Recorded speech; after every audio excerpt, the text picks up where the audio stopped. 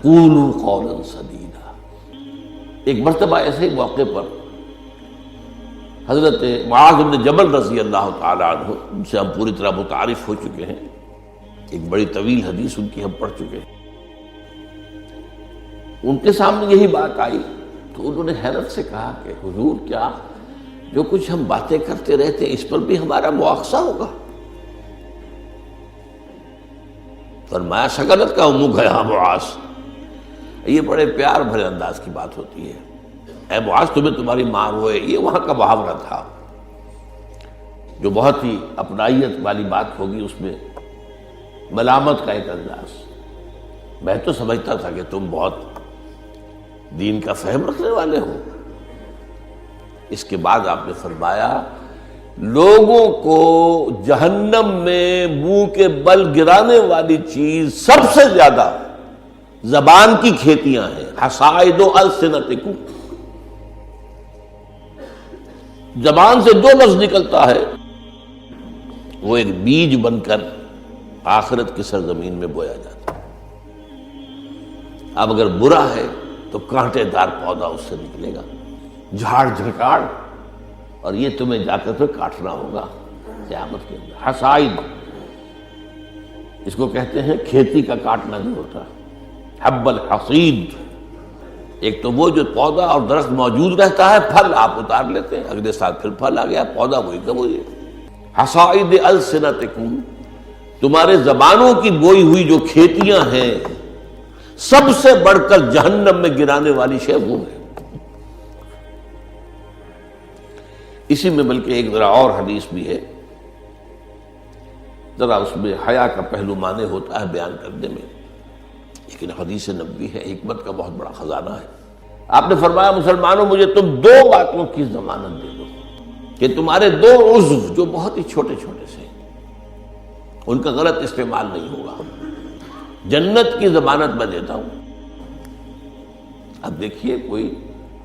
2 من وزن ہے، 1.5 من ہے، 2 من سے بھی زائد ہے، اب اس میں 2 عضو ہیں، ایک زبان، باقی پورا جسم جو ہے اس کی جو بھی حرکات و سکنات ہیں ان کی گویا کہ میں ضمانت دیتا ہوں کہ اول تو وہ ٹھیک ہی ہو جائیں گے،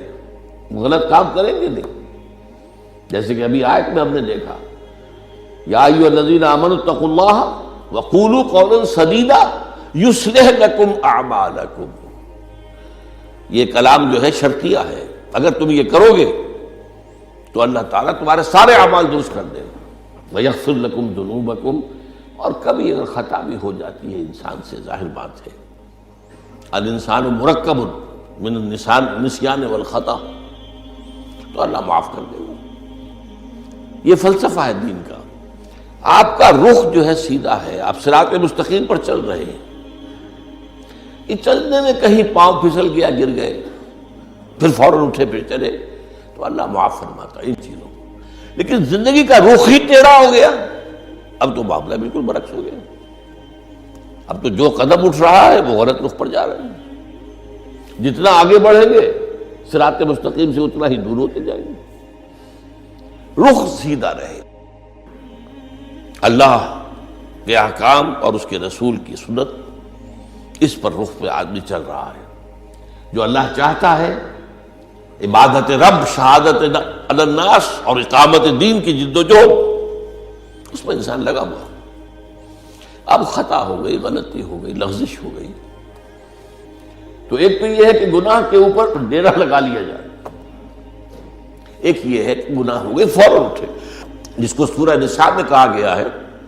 ثم یتوبون من قریب، فوری طور پر اگر توبہ کر لیں تو اللہ تعالیٰ لازماً انما التوبۃ علی اللہ للذین یعملون السیئات ثم یتوبون من قریب، کوئی گناہ تو ہو گیا، خطا تو ہو گئی، فوراً توبہ کر لے، اللہ تعالیٰ صاف کر لے گا فوراً۔ اللہ نے اپنے ذمے لیا ہے، اپنے اوپر لازم کر لیا ہے۔ تو اس اعتبار سے حضور نے فرمایا کہ یہ 2 اعضاء ہیں، ان کی ضمانت مجھے دے دو کہ ان کا استعمال غلط نہیں ہوگا، تو جنت کی ضمانت مجھ سے لے لو۔